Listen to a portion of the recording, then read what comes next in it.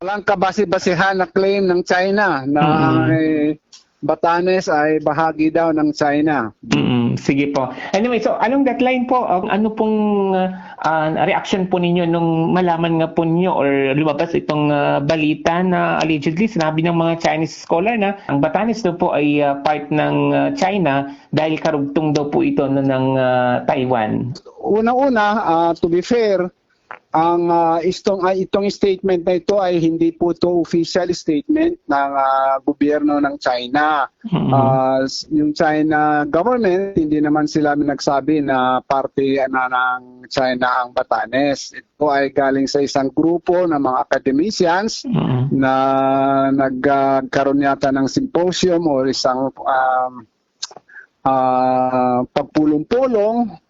Pero ganun pa man, ito ay nakakabahala dahil alam natin ang history ng China at dito sa mga nangyayari dito sa West Philippine Sea ay hindi natin pwedeng palampasin ito na baka gagamitin lang nila itong mga academic scholars initially, and then bigla tayo gugulatin na gagamitin naman nila na basihan para i-claim ang ating lalawigan Batanes na bahagi ng China. Sa katunayan, ngayon ay sineselebrate namin ang 243rd anniversary ng establishment ng civil government ng Batanes. In short, matagal na po ang Batanes na bahagi ng Pilipinas mula nung panahon pa ng Kastila hanggang sa ngayon, at never in the history ng Pilipinas na naging bahagi ng Taiwan ng Batanes ang China. And therefore walang historical legal na basihan ang China na i-claim na ang Batanes ay bahagi ng China. Ay kung ganun lang, lahat na lang ng malapit sa Taiwan, sasabihin nila bahagi na ng China. Hindi naman yata, wala naman yatang logic or hindi ko makita ang logic ng ganun na pangangatwiran. So we take a very strong exception to the claim that Batanes is part of China. Yes, and we will do everything and anything to defend the allegiance of us Ivatans. Kami po sa Batanes, tawag sa amin ay Ivatans, ay tunay kaming Pilipino at tunay na bahagi, tunay kami na 101% na ang allegiance namin ay sa gobyerno ng Republika ng Pilipinas. Apo. At mananatili po yan noon, ngayon at magpakailanman. Yes po. So, pero along that line ko, although na-mention po natin na hindi naman ito galing sa mismong government, Chinese government, but then ay galing po ito sa mga academician. Pero ano po yung mga particular, may mga specific move na gagawin po tayo aside sa ganito po paglalabas po ng statement pertaining po dito sa issue po na ito? Well, unang-una, kami ay sumasang-ayon at nakikisa kami sa statement ng national government. Narinig natin, nakita natin ang statement ng Secretary Teodoro na siya mismo ang nagsasabi na walang basihan yung sinasabi na yon.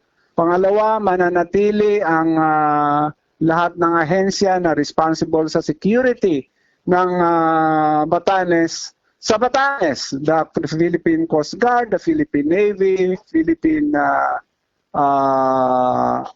all the agencies involved with the national security ay nandun po sa Batanes.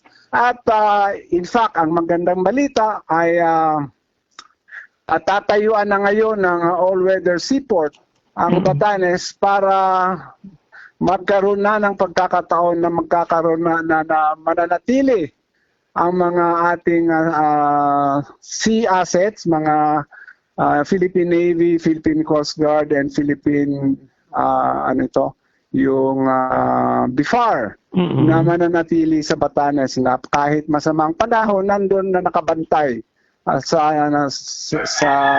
teritoryo ng Batanes para sa seguridad ng ating lalawigan ng Batanes. Yes po. Pero sa ngayon, kumusta na po ang Batanes, Kong? Ay, Batanes po ay tahimik po. Ever since, we have always been known to be a peace-loving. We have always maintained a good relationship with our neighboring countries like Taiwan, Japan, even China. Dumadalaw din ang Chinese ambassador sa Batanes, and we welcome them. And we welcome investors sa Batanes. But yung mga investors ay wini-welcome namin na tunay na investors that is based on mutual respect and well-meaning ang kanilang intensyon at walang ibang agenda na sakupin, lalo na taking advantage of our small population and meager resources that we have right now, sir. Yes po. At sa ngayon po, ilan po yung population po ng Batanes, Kong? We are around 19,000 to almost 20,000 population. At ito po ang ating concern natin ay we do not want the escalation of peace and stability sa Northern Luzon, lalo na sa Basi Channel, the channel between Taiwan and Batanes. Because as you know, we have around 150,000 Filipino overseas workers in Taiwan. At kung mag-escalate ang tension between China and Taiwan at biglang nagkakaroon ng mga evacuees, refugees, Batanes do not have the capacity to absorb yung mga kapwa natin, mga Pilipino, na siyempre ang unang-unang takbuhan ay yung pinakamalapit na bahagi ng Pilipinas, which is Batanes. Hindi natin kayang masasakop yan. 19,000 lang kami, nahihirapan na kami sa resources. Ano pa kaya kung biglang dumating yung mga 150,000 OFWs natin sa Taiwan? Yes po. At pero sa ngayon, wala naman pong mga issue pertaining sa mga fisher folks po natin dyan, like yung sa pang-harassment, something like that na na-experience po yun nila. Yun po ang problema namin, kaya sabi ko kanina na this is a very welcome development, yung pagkakaroon namin ng na-approve na project to establish an all-weather seaport para yung mga mga fishing boats natin at mga nagpapatrolya natin mayroon tumulong na mag-secure ng security ng mga fishermen natin. Kasi sa totoo lang, ang biggest problem namin ay yung mga intrusions ng mga foreign vessels, whether it's China, mainland China, Taiwanese, Japanese, even Vietnamese, may mga nahuhuli kami doon sa Batanes because hindi sila walang daungan ang mga assets natin sa Philippine Navy, Philippine Coast Guard, and BIFAR. Dahil nga wala kaming all-weather seaport. Okay. Pero when it comes sa mga harassment sa mga fisher folks sa mga ibatan, wala naman pong mga ganun na mga incidente. Wala naman pong harassment. Ang problema lang namin yun nga, yung mga poaching, yung mga intrusions. Because while it's true na nandun ang ating mga Navy, Coast Guard, pero kung kahit nandun ang mga personnel, pero kung wala naman silang barko o wala naman silang sea assets, mahirap magbantay ng dagat na wala silang mga bangka or barko.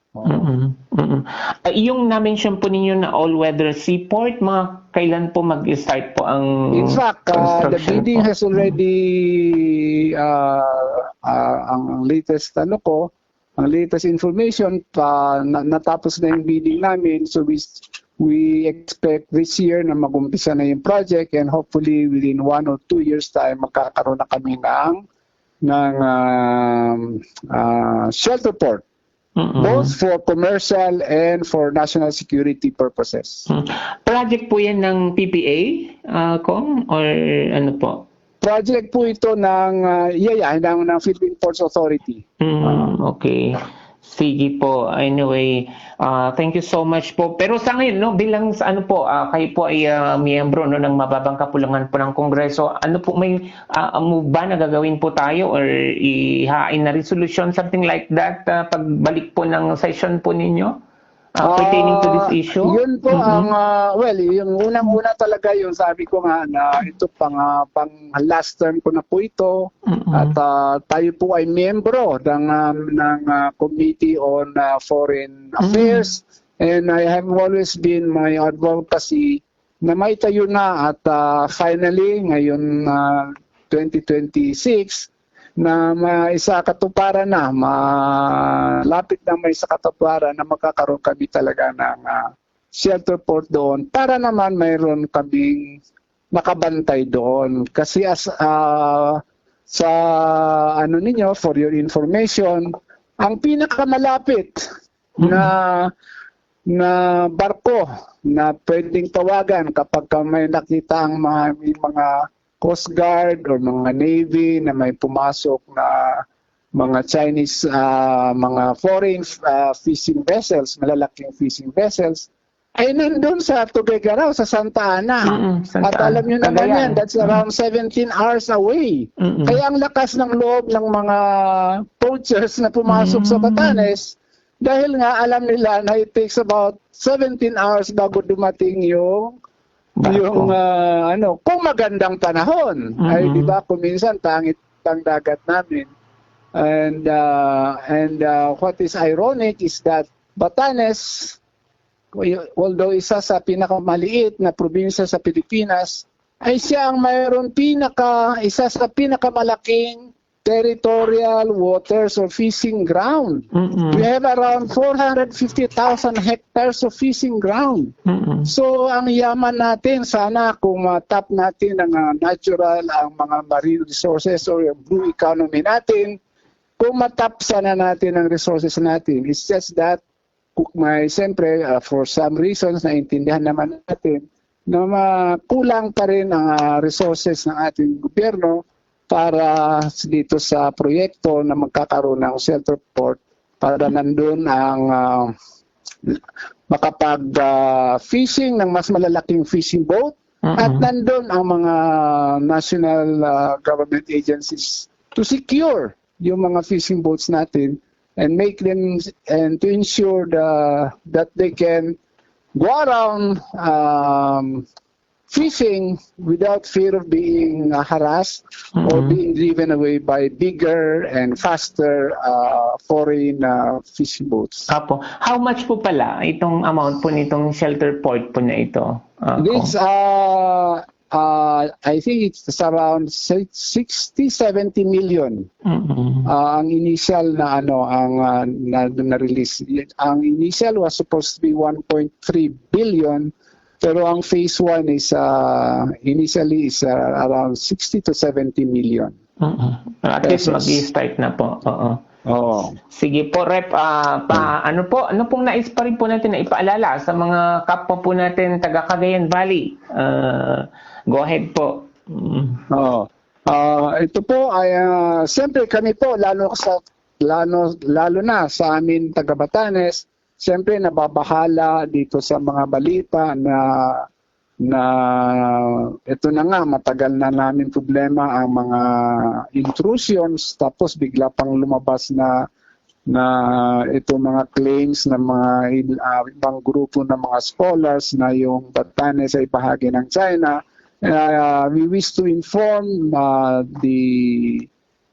ang aking mga kababayan sa Batanes na huwag silang mag-alala dahil ang national government is fully behind and the people of Batanes is 101% fully behind the national government to ensure that we remain part of the Philippine government and our allegiance to the Philippine government remains then, now, and will always be sa gobyerno ng ating mahal na Republika ng Pilipinas. Okay. With that, thank you so much po, sir, at magandang hapon. Mag-ingat po kayo. God bless. Maraming salamat sa pagkakataon at magandang hapon din po.